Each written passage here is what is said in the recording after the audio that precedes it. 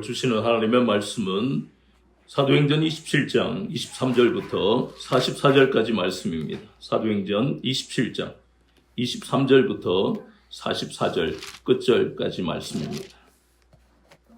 교독하겠습니다. 내가 속한 바 곧 내가 섬기는 하나님의 사자가 어젯밤에 내 곁에 서서 말하되 바울아 두려워하지 말라. 내가 가이사 앞에 서야 하겠고 또 하나님께서 너와 함께 항해하는 자를 다 내게 주셨다 하였으니 그러므로 여러분이여 안심하라. 나는 내게 말씀하신 그대로 되리라고 하나님을 믿노라. 그런즉 우리가 반드시 한 점에 걸리리라 하더라. 열나흘째 되는 날 밤에 우리가 아드리아 바다에서 이리저리 쫓겨가다가 자정쯤 되어 사공들이 어느 육지에 가까워지는 줄을 짐작하고 물을 재어보니 승길이 되고 족족하다 바다가 펼쳐졌더라. 암초에 걸릴까 하여 고물을 넷을 내리고 날이 새기를 고대하니라. 사공들이 도망하고자 하여 인물에서 낫을 매를 채하고 거룻배를 바다에 내려놓고는 바울이 백부장과 군인들에게 이르되 이 사람들이 배에 있지 아니하면 너희가 구원을 얻지 못하리라 하니 이에 군인들이 거룻줄을 끊어 떼어 버리니라. 날이 새어가매 바울이 여러 사람에게 음식 먹기를 권하여 이르되 너희가 기다리며 먹지 못하고 줄인지가 오늘까지 열나흘인즉 음식 먹기를 권하노니 이것이 너희의 구원을 위하는 것이요 너희 중 머리카락 하나도 잃을 자가 없으리라 하고 떡을 가져다가 모든 사람 앞에서 하나님께 축사하고 떼어 먹기를 시작하며 그들도 다 안심하고 받아 먹으니 배에 있는 우리의 수는 전부 276명이더라. 배부르게 먹고 미를 바다에 버려 배를 가볍게 하였더니 날이 새매 어느 땅인지 알지 못하나 경사진 해안으로 된 항만이 눈에 띄거늘 배를 거기에 들여다 댈 수 있는가 의논하누. 닷을 끊어 바다에 버리는 동시에 키를 풀어 늦추고 돛을 달고 바람에 맞춰 해안을 향하여 들어가다가 두 물이 합하여 흐르는 곳을 만나 배를 걸매 이 물은 부딪혀 움직일 수 없고 붙고 고물은 큰 물결에 깨어져 가니 군인들은 죄수가 헤엄쳐서 도망갈까 하여 그들을 죽이는 것이 좋다 하였으나 백부장이 바울을 구원하려 하여 그들의 뜻을 막고 헤엄칠 줄 아는 사람들을 명하여 물에 뛰어내려 먼저 육지에 나가게 하고 그 나간 사람들은 노조가 혹은 배 물건에 의지하게 하니 마침내 사람들이 다 상륙하여 구조되니라. 아멘. 오늘은 사도행전 27장 23절부터 44절까지 본문을 통해 너를 이방의 빛으로 삼아 하는 제목으로 27번째 시간 같이 은혜를 받겠습니다. 지난 시간에 우리가 보았던 것처럼 그들은 미항에서 출발할 때만 해도 의기양양했습니다. 왜냐하면 그 베닉스로 가는 그 길이 하루길밖에 되지 않는 데다가 그들은 지금까지 특히 이 7월부터 음력으로 치면 거의 9월쯤에 이때부터 태풍이 오는 것을 이미 바다에서 체험을 했습니다. 그리고 그들은 그걸 이겨냈습니다. 그래서 태풍을 두려워하지 않는 사람들이에요. 역전의 용사들입니다. 거기다가 출발을 하니까 남풍까지 불었습니다. 그러면 이것을 우리가 인생에 비유하자면 우리가 열심히 살고 누군가가 나를 돕고 또 나에게 자산이 많고 이러면 겁나는 게 없어요. 돈이 없어도 자기 의지로 인생을 개척해 나가는 그런 사람들이 성공한다는 이야기를 우리가 여러 유튜브나 이런 것으로 보잖아요. 그런데 필요한 것을 다 가지고 있으면 세상 겁나는 게 없잖아요. 그런데 오늘 우리에게 말씀하는 이 유라굴로 광풍이라는 것은 그 수없이 많은 태풍을 이겼지만 그들을 망하게 하는 것이 아니라 그 모든 인생에 잘 되고 잘 풀리는 모든 것이 누구의 은혜로 되었는가를 망각하고 살아가는 사람들에게 하나님이 살아계신 것을 체험하게 하기 위한 광풍, 태풍입니다. 그러니까 다른 건 다 이겨도 이것은 이길 수가 없는 것이 그들을 살리기 위한 하나님의 계획이기 때문에 도무지 이길 수가 없게 되는 것입니다. 자신의 의지, 자기의 자신의 생각, 육신의 생각으로 살아왔던 이 백부장 율리오, 그리고 그 부하들, 이 백부장은 로마인이잖아요. 로마 군인이잖아요. 로마 군인이 세계를 정복할 때마다 그 상대 나라의 그 군사들은 그냥 가만히 있다가 당하겠어요? 그들도 용맹할 텐데 로마 군인은 가는 곳마다 이겼습니다. 그러니까 이 군인들, 백부장도 겁나는 게 없습니다. 거기다가 선장, 선주, 선원들, 그 모두는 자기 의지로 자기가 가진 그 의로 살아온 사람들입니다. 그런데 우리가 앞에서 27장 20절에 유라굴로 광풍을 만나면서 그 생각들이 다 깨져 버렸다는 겁니다. 이것은 놀라운 장면입니다. 이 장면과 유사한 장면을 성경에서 얼마나 우리가 많이 봅니까?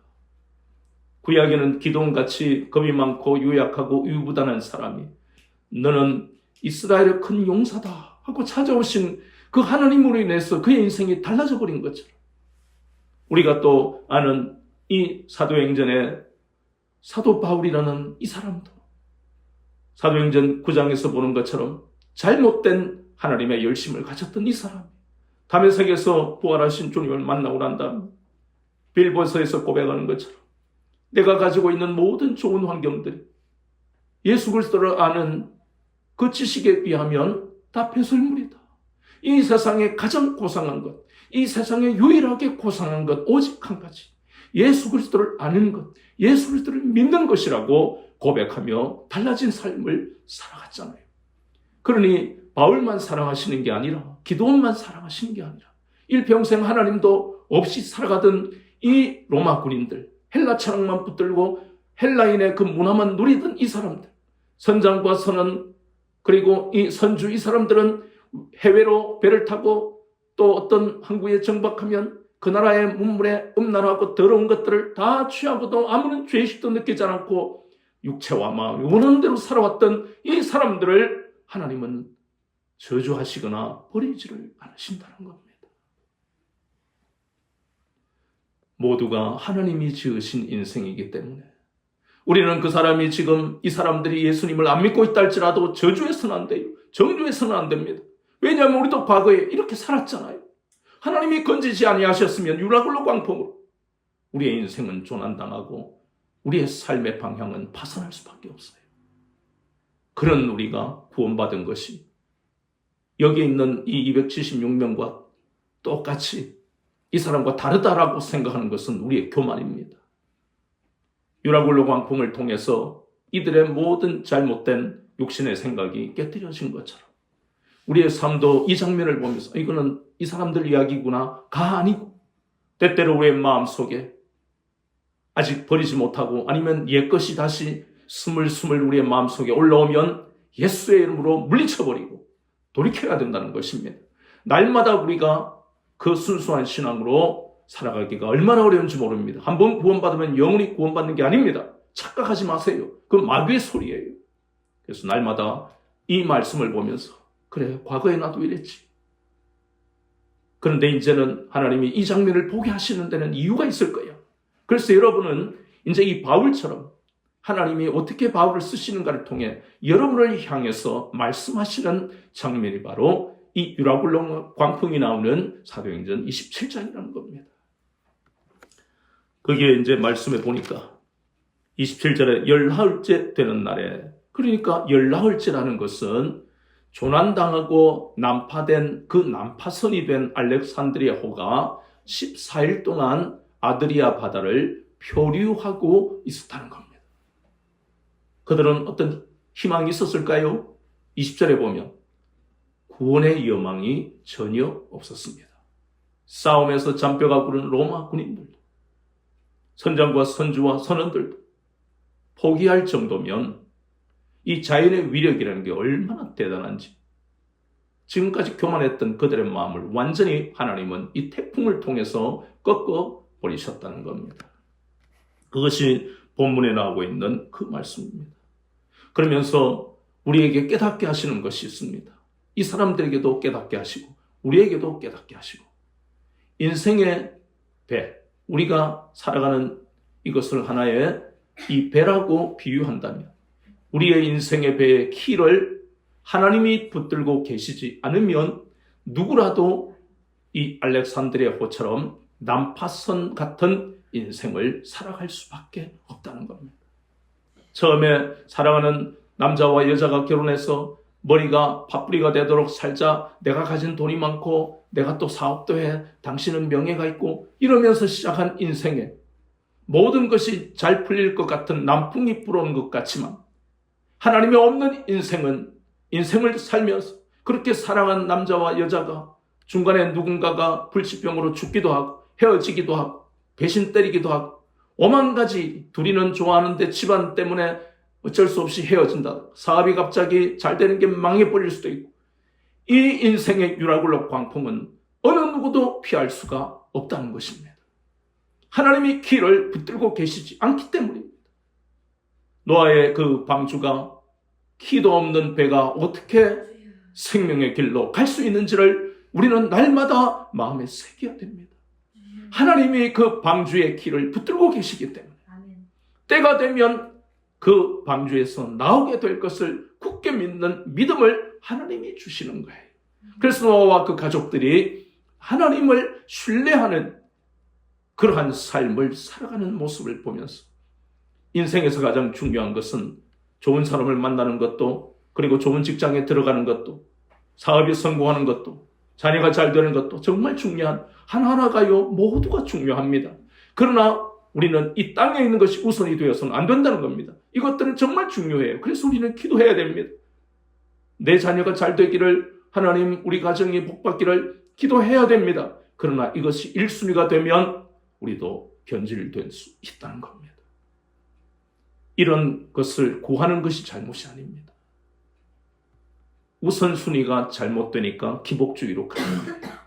우선순위가 뭐가 돼야 됩니까? 하나님, 우리 자녀가 오직 예수만 잘 믿고 가기를 원합니다. 하나님, 어려움을 만날 때 원망하고 불평하기보다 하나님이 나를 얼마나 사랑하신지 그 기억을, 사랑하신 그 흔적을, 기억을 되새기게 해 주시옵소서.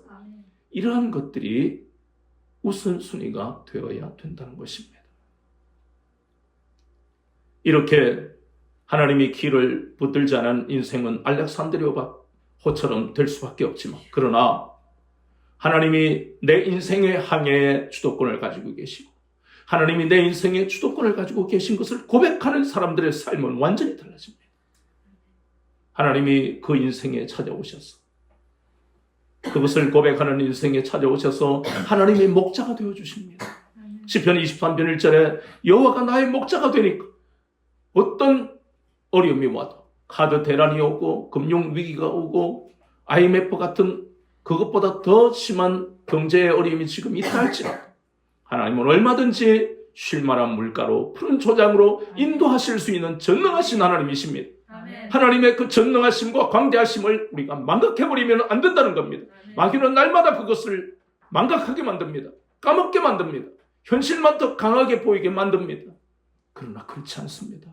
우리가 붙들어야 할 것은 유라굴로 광풍이 와도 흔들리지 않는 믿음을 가졌던 이 바울이라는 사람을 보면서 하나님은 이렇게 하나님을 신뢰하는 사람에게 바울의 마음속에 평안을 주시는 것처럼 우리에게 주실 수 있다는 겁니다. 하나님이 내 인생의 길을 붙들고 계시면 어떤 태풍 앞에서도 하나님은 나를 건지실 것이 믿어진다는 겁니다. 우리가 할 일은 그 유라굴로 광풍 같은 그 어려움을 우리가 헤쳐나가는 것에 목숨을 걸 필요가 없습니다. 우리가 할 수 있는 일은 다 하지만 그 일을 하면서도 날마다 우리가 고백해야 할 것은 하나님이 태풍을 하나님이 이기게 하실 것을 믿습니다. 아멘. 하나님이 반드시 나를 건지실 것을 믿습니다. 아멘. 이 고백이 먼저다 하는 겁니다. 이 고백이 자연스럽게 나올 수 있도록 우리는 날마다 훈련해야 됩니다. 왜냐하면 우리는 잘 망각하고 거기다가 마귀는 날마다 우리에게 와서 망각하게 만듭니다.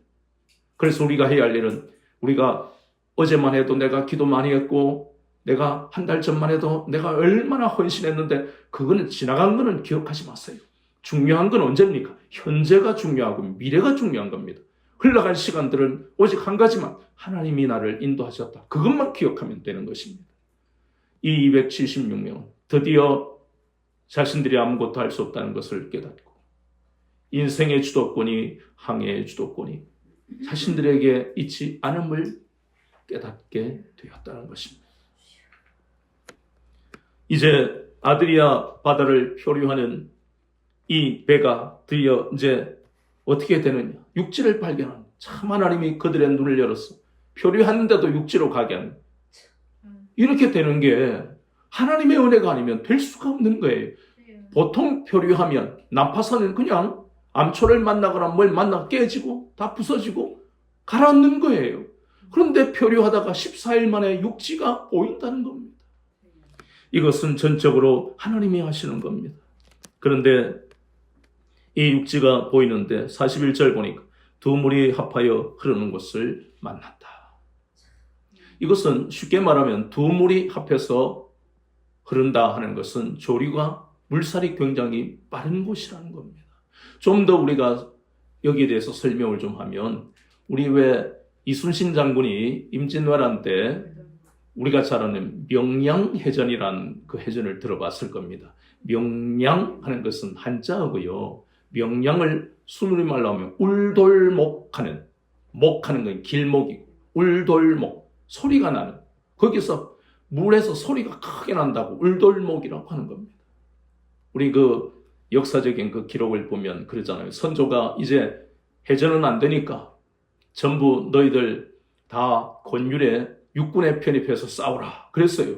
근데 우리가 기억하는 유명한 말 있잖아요. 이순신 장군, 전하, 신에게는 아직까지 12척이 남아있습니다. 그러잖아요. 12척. 근데 그 12척으로 보통 왜군은 왔다 하면 100척 이상 몰고 오는데 어떻게 이기겠습니까? 그런데 이 이순신은 명량에서, 울돌목에서 그 물살이, 지금 본문에 나오는 이 물살이 빠른 것을 이용해서 12척으로 133척, 133척과 싸웠는데 30척 이상이 침몰했어요. 그리고 나머지는 도망가 버렸습니다. 그만큼 물살이 깊고 빠르다는 것, 무섭다는 것을 우리는 명량해전을 통해서 보는데, 여기에 나오는 것은 바로 그 말씀입니다. 그러니까 이 배선수라 부르는 이물, 앞쪽은 지금 갯벌에 빠져버렸어요. 배가 꼼짝을 못하는 겁니다. 그리고 고물, 배 뒷부분, 선미 부분에서는 큰 물결이 막 파도가 치니까 지금 그 배가 깨져 가고 있는 거예요. 그러니까 다 죽는 거예요. 육지가 보이는 바로 앞인데. 바로 앞인데 다 죽을 판이에요, 지금. 그래서 지금 군인들이, 로마 군인들이 죽이자! 이러고 있는 장면이 지금 보이는 거예요. 육지가 보이니까 희망을 찾았던 이 사람들. 다시 로마 군인이 죽이자 하니까 하나님은 끝까지 우리가 이러한 유라굴로 광풍이 찾아온다 할지라도 하나님이 건지시는 방법은 너무너무 오묘한 거예요. 그래서 백부장 율리오의 마음속에 바울은 살려야 되겠다. 그래서 로마 군인 죽이지 마라 그러잖아요. 그러니 이 놀라운 이 역사들을 보면 우리가 세상을 살아갈 때 만나는 사람들은 대부분이 하나님이 없는 인생들입니다.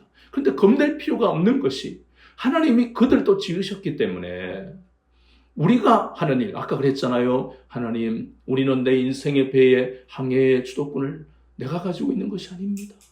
하나님, 나는 내 인생의 주도권을 하나님께 내어드립니다. 이런 고백만 하면 이 고백이 쉬운 거예요? 결코 아닙니다. 우리는 다 잘났잖아요. 내가 잘났는데. 그런데 내 인생의 주도권은 하나님께 있습니다. 이렇게 고백하는 사람들은 하나님이 이렇게 율리오 같은 백부장 로마 사람입니다. 이런 사람들을 다 감동하시고 하나님이 다 사용하시는 거예요. 누구를 위해? 고백하는 사람을 위해. 그러니까 율리오가 살려야 되겠다는 마음도 하나님이 주시는 거예요. 하나님이 없는데 왜 그런 마음을 먹습니까? 바울이 죽든 말든.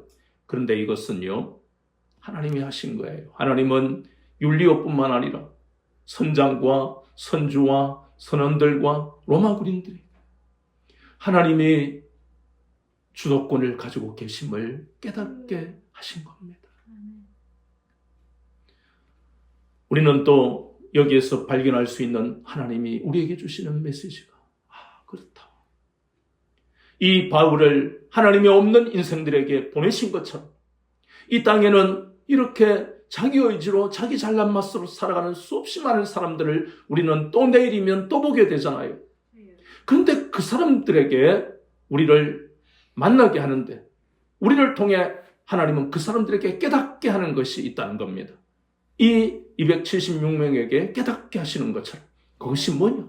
하나님은 그 방법은 바로 하나님의 자녀들을 높이셔서 전능하신 하나님이 살아계심을 나타내시는 겁니다. 아멘. 바울을 통해서 이거 보세요. 오늘 저 31절부터 너희들이 지금 14일 동안 먹지도 못하고 잠도 못 자고 어떻게 잠이 오겠습니까? 어떻게 그게 목에 넘어가겠습니까? 지금 표류 당하고 곧 죽을 판인데. 근데 바울이 뭐라고 합니까? 음식을 권하고 거기다가 35절 떡을 가져다가 모든 사람 앞에서 하나님께 축사하고 떼어서 그들에게 주고 안심시켜서 먹게 합니다. 그렇다면 이 알렉산드리아호의 주인은 원래 누구였는데요? 선장이고 선주고 백부장 율리오고 뭐 이랬잖아요. 근데 지금은 주인이 누굽니까? 바울이 되어버렸어. 죄수인 이 바울이 되어버렸어. 희한한 일이 일어난 겁니다. 그들이 하찮게 여기든 어디 베닉스까지 하루길이면 가는데 저 무슨 죄수가 하는 말을 우리가 들어야 돼. 에이 가만히 있어요 당신은. 이랬던 사람들이 이제는 모든 사람들이 바울을 하찮은 죄수로 여기지 않게 되었다는 겁니다. 그것은 모든 성경이 우리에게 말씀하는 대로입니다. 우리가 잘 아는 창세기 14장에 보니까 그돌라오멜 왕은 사해 온 도시를 정복한 무적의 왕이었습니다. 그런데 감히 그에게 덤벼드는 사람이 있었으니 그 사람이 바로 아브라함이었고 집에서 길리온 318명을 때리고 조카 롯도 구하고 사해 온 도시 소돔에 있는 그 백성들도 구하는 놀라운 역사가 나타납니다. 그것은 아브라함이 무슨 밤새도록 아니면 1년 내내 이익을 위해서 뭐 밤에 검수를 연습하고 무술을 연습하고 장풍 받아라 뭐 이럴 그게 아니잖아요. 오직 하나님의 전능하신 능력이 아브라함에게 임하셨기 때문에 그리고 그것을 나타내시는 의미가 복음을 통해서 우리가 창세기 14장을 보니까 참 깨달아지는 것이 하나님은 그돌라오멜 왕과 그 군사들까지 사랑하시구나. 그가 교만한 마음을 먹었지만 정규 군대도 아닌데도 아브라함으로 318명과 더불어 싸웠는데 그들은 쫓기고 북쪽으로 쫓기면서 하나님 그것을 통해서 하나님을 깨닫게 하시려고 그런 능력을 아브라함을 통해 나타내셨지만 그돌라오멜 왕이 회개했다는 말씀은 나오지 않습니다. 구약에서부터 하나님 끊임없이 이 땅에 하나님이 없는 인생을 향해서 누구를 쓰십니까? 인생의 주도권은 하나님께 있습니다. 고백하는 사람들을 통해 전능하신 하나님이 살아계심을 나타내신다는 겁니다. 아멘. 창세기 26장에도 이삭은 농사를 잘 못 지어요. 반농 그리고 반목축. 그러니까 그런 사람이 그랄 땅에 갔는데 무슨 농사를 제대로 하겠습니까? 그러나 하나님을 의지하니까 인생의 주도권이 하나님께 있습니다. 이 이삭이 고백을 하니까 하나님은 그랄 땅에서 100배로 복을 주셨고 뿐만 아니라 블레셋 사람들은 발견도 못했던 수백 년 동안 우물 하나도 제대로 발견 못했던 거기 에색과 신나라는 르호봇이라는 우물을 계속해서 발견한 그래서 그들이 뭐랍니까? 하나님이 당신과 함께 있는 것을 우리가 보았습니다. 우리와 화친하자. 왕이 장관을 데리고 와서 세상에 이 이삭, 자기 땅도 없는 이 이삭에게 와서 조약을 맺자. 그뿐만 아니라 창세기 39장 5절에 보니까 그 집에 보디발 집에 종이었던 그 요셉을 통해 보디발의 집에 복을 받게 하시는 하나님. 이 모든 말씀이 오늘 보이는 이 유라굴로 광풍 속에서 기진맥진하고 삶의 그 방향을 삶의 의지와 희망을 잃어버렸던 사람 하나님은 바울을 통해서 하나님이 살아계신 것을 잘못 살아온 모든 그들의 가치관과 사고방식이 무너지도록 바울을 사용하셨다는 겁니다. 아멘. 우리를 그렇게 쓰시기를 원한다는 것입니다. 아멘. 우리가 이 땅에 살면서 나도 다른 사람처럼 한 10억을 모아봐야지. 10억은 요즘 돈도 아니야. 부자가 되려면 몇백억이 있어야 돼. 그러면서 10억 모으는 방법, 100억 모으는 방법 이런 책이나 읽고 있어야 할 우리 인생에 찾아오셨어. 하나님이 내 인생의 주도권을 가지고 계십니다. 고백할 때에 하나님은 세상의 물질에 매여서 물질이 많고 적음에 매여서 고통받는 인생으로 끝나는 그런 삶이 되지 아니하고 이 바울처럼 아브라함처럼 그리고 요셉처럼 가는 곳마다 복의 통로가 되게 하시는 놀라운 계획을 여러분에게 가지고 계신다는 겁니다. 우리가 해야 할 것, 가장 어려운 것 같지만 인생의 주도권이 하나님께 있음을 고백하는 가장 중요한 것이 바로 이것입니다. 한 번 해서는 안 됩니다. 길을 걸을 때도 무슨 일을 만나든 하나님, 내 항해의 주도권이, 내 인생의 주도권이 하나님께 있음을 고백합니다. 하나님의 인도하심이 내가 이해할 수 없지만 하나님은 나를 저 항구로 무사히 도착하고 육지로 내가 도착하는 이 은혜를 하나님이 예비해 오신 소망의 항구로 나를 인도하실 것을 믿습니다. 아멘. 그것은 하나님이 우리 인생의 주도권을 가지고 계심을 고백하는 사람만이 그런 영광을, 그런 특권을 누릴 수 있다는 겁니다. 그런데 우리는 한 가지 의문을 가지게 됩니다. 어째서 태풍은 무서운 거잖아요. 바울도요, 우리 앞에서 보면 그런 말씀이 나오잖아요. 바울을 보면 27장 9절에 보면 여러 날이 걸려 금식하는 절기가 이미 지났다. 이 금식한다. 이것은 우리가 레위기서를 보면 1년에 한 번 국가적으로 금식하는 대속죄일이 이게 바로 신앙의 달력으로 보면 7월 10일이에요. 그러니까 이게 양력으로 하면 오늘날로 따지면 9월 하순쯤 됩니다. 그러니까 이때 바울이 우리가 고백하는 것처럼 고린도후서에서 뭐라 합니까? 내가 얼마나 바닷속에 일주일 동안 잠겨있기도 하고 40에 하나 감암매를 그리고 물속에 빠지기도 하고 얼마나 고통을 당해서 이 태풍도 많이 만나봐서 안다는 겁니다. 그래서 그런 이야기를 하는데 선장과 선주와 선원은 하나님의 사람의 말을 듣지 않았잖아요. 그래서 바울은 이때에 태풍이 올 걸 개인적으로 선원도 아닌데도 알고 있었어요. 알고 있었는데 그런데 어째서 276명은 다 두려워서 이미 넋이 나가버린 상태가 되는데 어째서 바울은 두려워하지 않았을까?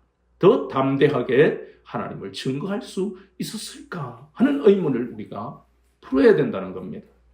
히브리서 2장 14절 15절에 보면 이 땅에 있는 모든 인생은 죽음을 두려워합니다. 두려워하지 않는 사람이 없습니다. 이건 근원적인 두려움입니다. 죽음이라는 것이 항상 어두운 그림자가 있기 때문에 인간은 그 근원적인 두려움으로 인해서 조그만 일이 일어나도 내가 병원에서 혈액 검사를 했는데 뭐가 어디가 안 좋대. 그러면 이거 암 걸린 거 아니야? 이런 두려움이 모두가 우리가 죽지 않는다면 이런 두려움을 왜 가지겠습니까?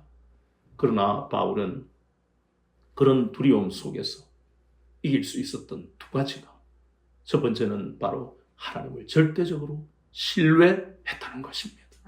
하나님을 절대적으로 신뢰한 사람들을 보면 아브라함이 하나님을 절대적으로 신뢰하니까 모레아산에서 이삭을 하나님 앞에 제물로 바칠 수 있었던 겁니다. 창세기 22장 9절과 10절에 하나님을 신뢰하지 않고는 그렇게 될 수 없습니다. 그런데 또 우리는 더 깊이 들어가면 도대체 뭘 보고 증거를 봐야 신뢰할 수 있느냐? 신뢰할 수 있는 건 또 어떤 근거에서 신뢰할 수 있느냐? 아브라함을 보니까 창세기 22장 2절에 하나님이 아브라함에게 약속하신 것이 내가 너를 큰 민족이 되게 하겠다. 내 이름을 창대하게 하겠다. 말씀으로 약속하셨지요. 창세기 12장 2절, 창세기 13장 14절 15절에 보니까 너의 자손들을 땅에 티끌보다 더 많게 하겠다. 약속하시는 거잖아요. 창세기 15장 드디어 4절 5절에 내 몸에서 상속자가 나올 것이다. 이 모든 말씀들을 기억하고 있기 때문에 그 말씀이 이루어지려면 이삭이 죽으면 안 되죠. 그러니까 히브리서 11장 19절에서 아브라함은 하나님의 이삭을 죽은 자 가운데서 다시 살리실 것을 믿었다는 그 믿음의 고백이 나올 수 있는 것은 바로 약속의 말씀을 붙드는 사람, 하나님을 절대적으로 신뢰할 수 있다는 겁니다. 아멘. 그래서 바울이 우리가 앞에서 봤잖아요. 사도행전 23장 11절에 로마에 가서 또 예루살렘처럼 복음을 증언하여야 하리라. 이 말씀들, 예루살렘에서 핍박을 받을 것이다, 이런 모든 말씀들이 말씀을 먼저 들었기 때문에 그대로 이루어지는 것을 체험해버렸잖아요. 그래서 하나님을 절대적으로 신뢰할 수 있었던 아브라함과 바울을 보면 그들은 무엇을 붙들었어요? 하나님의 말씀을 붙들었다는 겁니다. 그래서 우리는 하나님을 유라굴로 광풍을 만나 하나님을 절대적으로 신뢰할 수 있습니다. 두 번째, 바울이 두려워하지 않았던 것은 바로 그가 자신의 의지로, 경험으로, 지식으로 이 모든 선교 여행을 선교를 한 것이 아니라 성령님의 음성을 듣고 움직였다는 겁니다. 성령님이 말씀하실 때마다 그 음성대로 움직인 겁니다. 그래서 하나님은 이렇게 하나님을 절대적으로 신뢰하고 성령님의 음성에 따라 움직이는 이 바울에게 유라굴로 광풍 앞에서도 흔들리지 않는, 세상이 줄 수 없는 평안을 허락하신 겁니다. 말씀 한번 찾아봅니다. 요한복음 14장 27절에 보니까 이 평안이 도대체 어떤 거냐? 요한복음 14장 27절에 평안을 너희에게 끼치노니 곧 나의 평안을 너희에게 주노라. 내가 너희에게 주는 것은 세상이 주는 것과 같이 아니하리라. 너희는 마음에 근심하지도 말고 두려워하지도 말라. 이 놀라운 평안은 세상에 없다라고 주님은 말씀하시잖아요. 그러니까 하나님이 없는 인생은 당연히 뭐도 없다고요? 평안도 없다는 겁니다. 그가 아무리 많은 물질과 권력을 가졌다 해도 그 마음에는 평안이 없다는 겁니다. 오직 하나님만 주실 수 있기 때문입니다. 그런 것처럼 우리는 오늘 이 바울이 유라굴로 광풍을 만난 이 사람들에게 똑같이 태풍이 두려운 인생에 불과한 것이 아니라 하나님을 절대적으로 신뢰하며 성령님의 인도를 받기 때문에 그의 마음속에는 태풍이 몰아치고, 우리가 앞에서 보았던 배의 선수는 갯벌에 빠져서 꼼짝도 하지 않고, 그리고 배의 선미, 그 고물은 뒤에서 큰 물결이 들이치니까 나무가 깨어지니 사람들이 얼마나 공포에, 죽음의 두려움과 공포에 사로잡히는 그때도 바울은 두려워하지 마라, 밥이라도 좀 먹어라. 참 생각해보면 좀 제정신이 아닌 것 같아요. 거기 있는 사람은 저게 미치지 않고는 뭐 먹으라 소리가 어떻게 나오냐고 생각을 해보세요. 앞에는 바다도 배가 꼼짝도 안 하지요. 뒤에는 그냥 배가 깨져가고 있지요. 금방 산산조각이 날 것 같은 상황에서도 여러분 두려워하지 마세요. 여러분 몸은 한 사람도 몸이 상하지 않을 겁니다. 밥이라도 좀 먹으세요. 이런 놀라운 능력, 그것이 바로 평안은 바로 하나님이 주신 능력입니다. 하나님이 주시는 모든 것은 능력입니다. 세상에 없는 것입니다. 이러한 말을 유라굴로 광풍을 만나서 고통당하는 사람들에게 전하라고 우리를 먼저 구원하셨습니다. 항상 우리가 잊지 말아야 할 것은 인생의 주도권이 하나님께 있음을 고백하고, 고백이 잘 안 나올 때는 내가 뭔가 지금 하나님과의 관계가 문제가 있는 거예요. 그래서 늘 점검하면서 하나님, 내 항해의 주도권, 내 인생의 주도권은 하나님께 있습니다.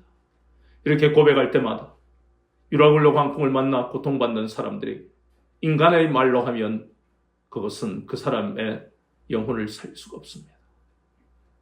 인생의 주도권을 하나님께 내어드리며 날마다 고백할 때 하나님은 이 바울에게 주셨던 평안이라는 능력을 여러분을 통해서 광풍을 만난 사람들에게 평안을 끼칠 수 있다는 겁니다. 한 번도 태어나서 느껴보지 못한 그 마음의 평온한 상태, 여러분을 통해서 하나님의 능력이 흘러가도록 하기 위해서 여러분을 먼저 부르시고 여러분 단련하시고 오직 말씀만 붙들고 가게 하시는 겁니다. 이 땅에는 수많은 사람들이 지금도 유라굴로 광풍을 만나서 고통당하고 있기 때문에 그들 스스로 거기에서 나올 수 있는 방법은 전혀 없습니다. 그래서 여러분 단순하게 예수 믿으면 되지 그러지 마시고 인생의 주도권을 그때라도 또 고백하며 하나님, 나를 통해서 저 사람에게 평안이 흘러가기를 원합니다. 지금은 여러 가지로 힘들다 할지라도 그 고통 속에서도 나를 통해 평안이 흘러가서 소망을 가질 수 있도록 나를 사용해달라. 그것이 바로 이방의 빛이라는 사명이에요. 그 이방의 빛은 바로 하나님의 능력으로 움직이는 사람을 의미합니다. 이런 능력 있는 삶을 살아서 하나님을 기쁘시게 하는 여러분들의 인생이 되기를 주 예수 그리스도 이름으로 축원합니다.